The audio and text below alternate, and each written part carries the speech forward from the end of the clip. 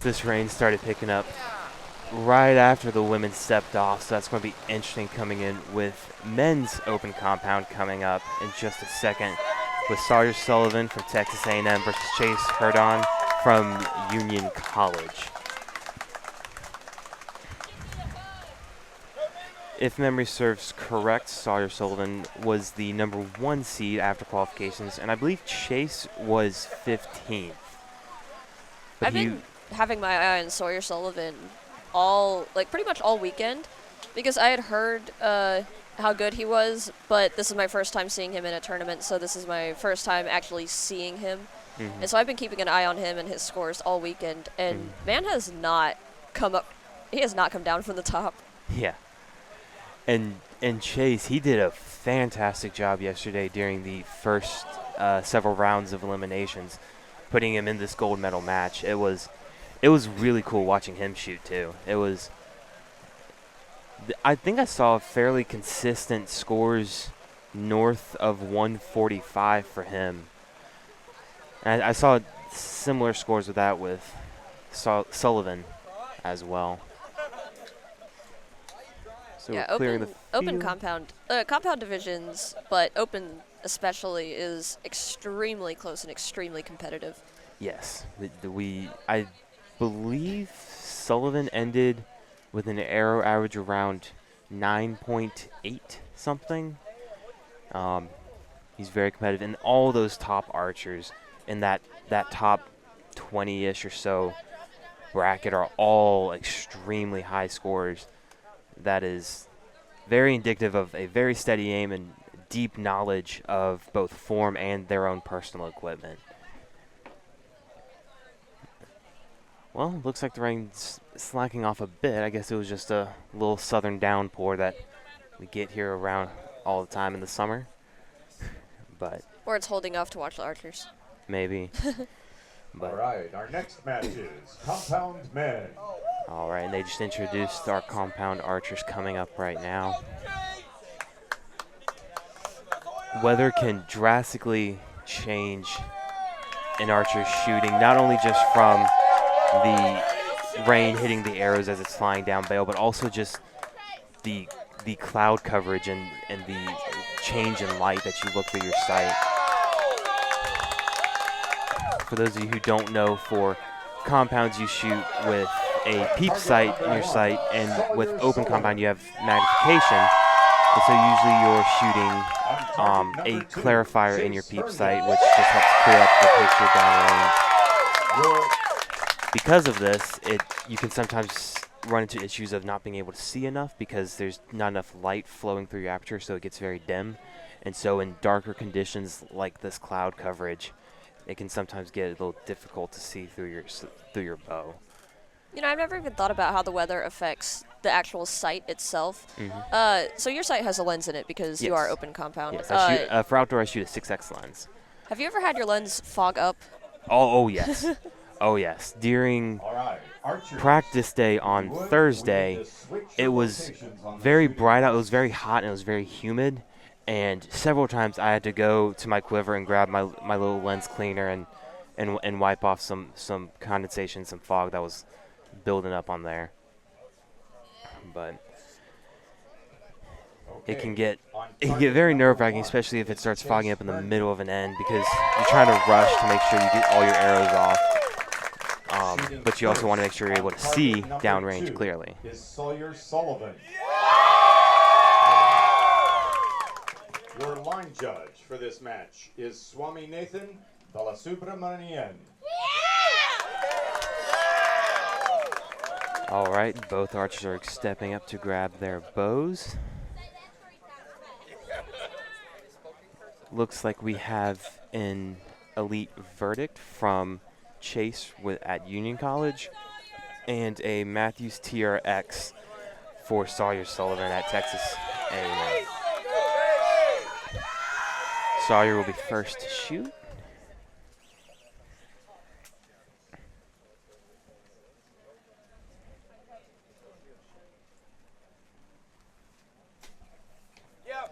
Very strong X for that first shot. That is a great start for Sawyer Sullivan.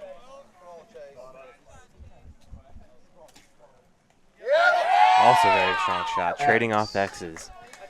It's kind of competition you'd expect out of compound divisions like we've seen today.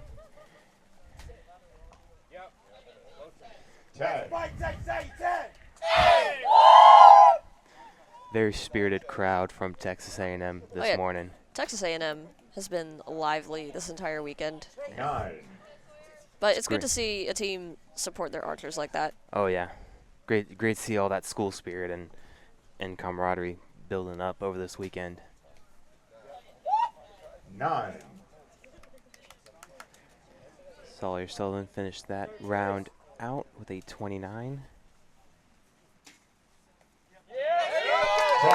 As did Sawyer Sullivan. Yeah. So we're going in at the end of this first end. We're both tied. With a 29 for each of them. Mm-hmm. And if I do believe they both have 1X and 110. That's what it looks like. So they are both tied up all going into the second They are end. truly tied. You can't even use an X to break the tie in this situation. Not yet. Yeah. But it is still the very beginning, so both of these boys have a chance to pull ahead of the other. Mm-hmm.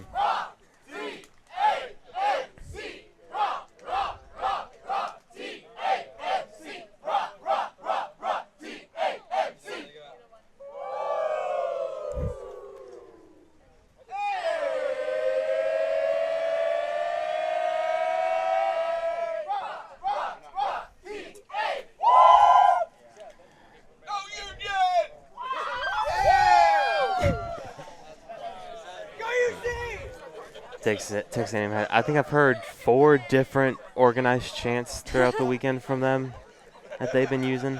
That must be pretty nerve-wracking for the other archer. Because imagine going up against your opponent, and your opponent has this wall of support behind them, and your team isn't necessarily as organized as that. That must be pretty nerve-wracking.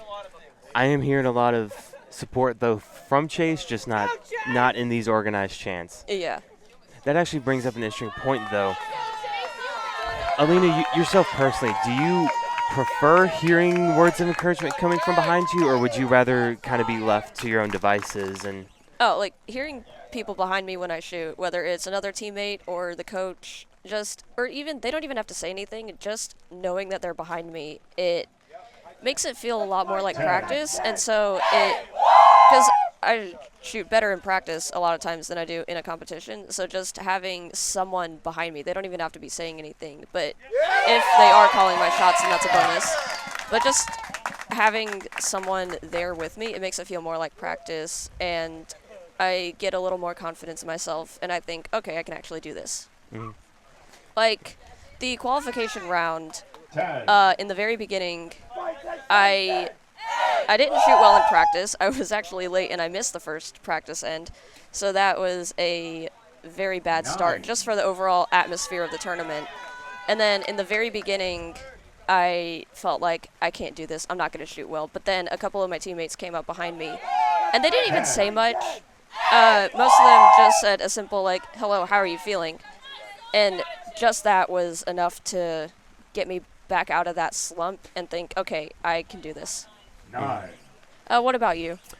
I'm actually a little different. While I'm shooting on the line, I tend to prefer to not hear as much behind me. I actually put an earplug in my ear to help kind of drown out noise, and that also comes from practice. I usually have an earbud listening to music in, and that's not allowed in USA archery organized tournaments. You're not allowed to have any electronics on the line. So instead of using an earbud, I just put in a little foam earplug, and that just helps drown things out. I'll then step off the line after I'm done shooting, and I'll talk with my teammates and my friends, and that'll help. But while I'm shooting, I tend to I prefer to be left alone a bit. Yeah, being on the same team, I have a little bit of experience competing alongside you, and during the very first tournament I shot with you, you very much looked like you just did not want to be talked to at all. Yeah, it wasn't the best week that weekend that you and I had our first tournament shared together. However, it was also just one of those I don't like being talked to on the line, and so sometimes that can kind of shut me down a little bit. But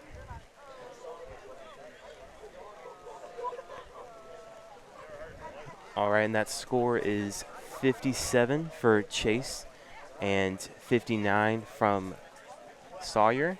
So a 2-point difference going into this third end. The rain's starting to pick back up again, so we're going to see how this affects these archers. So far, it doesn't look like this rain's very much affected either one of these archers. They've both been performing wonderfully. Oh, yeah. But right now, Sawyer is pulling ahead, and in a compound division, that 2 points can mean so much. So it's interesting to see how Mr. Chase Herndon will. It's interesting to see what he'll do about it. Mm-hmm.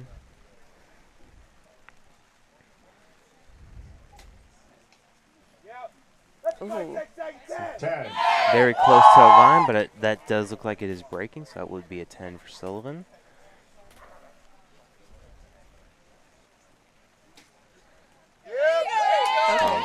Okay. 10. Actually, it looks really close to being an X. Yeah, that might be one that the judges have to check when they get down range.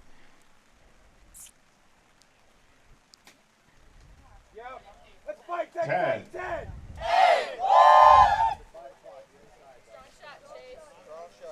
Both archers are continuing to look very composed. Oh, yeah. It doesn't look like any one of these boys will be losing their cool anytime soon.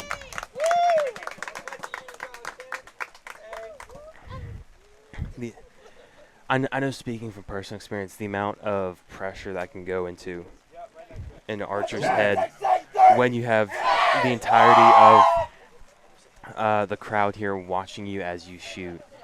It can sit in the back of your mind, and it takes a lot to be able to ignore that and be able to stay focused on your game, and both these archers are doing that wonderfully. Oh, yeah. During one tournament, I actually had to reshoot arrows by myself due to an equipment failure that had occurred previously or earlier on in the tournament. Mm-hmm. And being the only one making up arrows, like I was the only one on the line, so it felt like everybody was watching, and it just made those extra arrows really nerve-wracking, and it really affected the way I shot them. Mm-hmm. Yeah, I remember at regionals this year, you had a bit of equipment malfunction, and I had run over and I grabbed your bow and I pressed it against my body to allow our coach to reset the string, because it kind of came off the rails a little bit there. Yeah. But hey, you got back on that line and you started shooting wonderfully going on from there. Wonderfully is debatable, but I feel like I came back from that better than I could have, so that is good. Yep. And just to remind you of some of the USAT events coming up in the near future, next month, the third of 4 USAT events takes place in Chula Vista, California, from June 19th through the 11th with the SoCal Showdown. The final USAT event is the Buckeye Classic in Dublin, Ohio, and that is from July 28th to the 30th. For those unfamiliar, the United States Archery Team, USAT is where that acronym comes from, qualifier series are 4 outdoor tournaments held at different locations across the United States, and these are open to archers seeking national competition experience but also want the excitement of competition alongside world champions and Olympic medalists. It is those are 4 very fun tournaments to go to shoot at, a lot of great people. One thing I love about this sport is you don't come across very many people who look down on you, especially if you're a newer archer. I remember the first tournament I ever shot at, I shot right next to Braden Gallanthine, who is one of the top archers in the world. And that entire time, he and I were talking and just having a good conversation. He was interested in my setup and my practice and my experience. I was obviously very interested in talking to him about his. But he was a very good man, and I've seen that across the board with a lot of archers here, both at this tournament and the world-class stage and Olympic medalists. Yeah, sorry, what? Go on. Oh, at the very first tournament that I shot at, just a few lanes away from me, a couple of my teammates were shooting next to Andre Shelby, who is a Olympic archer. And didn't he get a silver medal? I believe that's accurate. I don't have those stats put up on me right now. Yeah. But yes, Andre Shelby is a fantastic Paralympic archer Very good And- man, too. And they were as well. competing in the same, not the same, they were both, the teammates that were competing next to him they were all open compound. Mhm. And not once did Mr. Shelby look down on our boys who for sure weren't shooting as well as him, because that man is insane. But not once did he look down on them. In fact, he even offered one of our athletes a tip. He's like, hey, don't move your finger off your release. Keep it on your release even before you're ready to shoot it. And that's what I was talking about. There's obviously the element of competition and wanting to win. However, most people in this sport love to just see the improvement across the board for every archer in this sport and trying to help everyone perform well. Yeah. I've actually had the color of my bow commented on more than the actual bow itself in tournaments, so that's really funny. Hey, in archery, sometimes the flash of your setup, the theme and the lining up of kind of how you make your setup, that can get a lot of comments too. I usually run with a mostly orange theme. I have a copper colored bow, and then I fletch all my arrows with orange, and I have some orange accents on my equipment. Yeah, I personally have a green bow, and then everything else is just kind of whatever color is available. Like, Just shooting with the colors of the rainbow. yeah, my release is red, because when I got it, it was either that or bright pink. So I decided red was the lesser of two evils, and my arrows are all fletched in red, and then my case is purple. So yeah, got the whole rainbow going on. All right, coming to this fifth and final end, the score is 115 to 118 in favor of Sawyer Sullivan. So a 3-point difference, but this rain can definitely make it change here at the end. It definitely could, yes. But either way, this is going to be a very close competition. Oh, definitely. Hearing the rain hit the tent above us, these droplets seem to be pretty heavy, so that can definitely throw some archers off.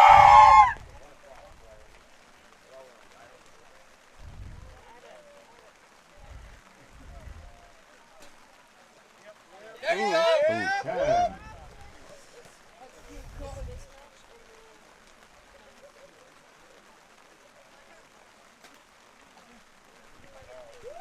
9. All right. Coming up on their last arrow each. Strong finish for Chase with a perfect 30 and an X on that last shot. That's a great way to end a tournament. Oh yeah, very strong finish. Also a strong finish for Sullivan, too. Very strong finish.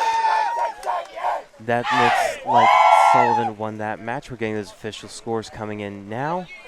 But that was a well-shot match between both those archers. Oh yes, absolutely. Both of them did very, very well. And it was a very close competition the entire time. Yeah.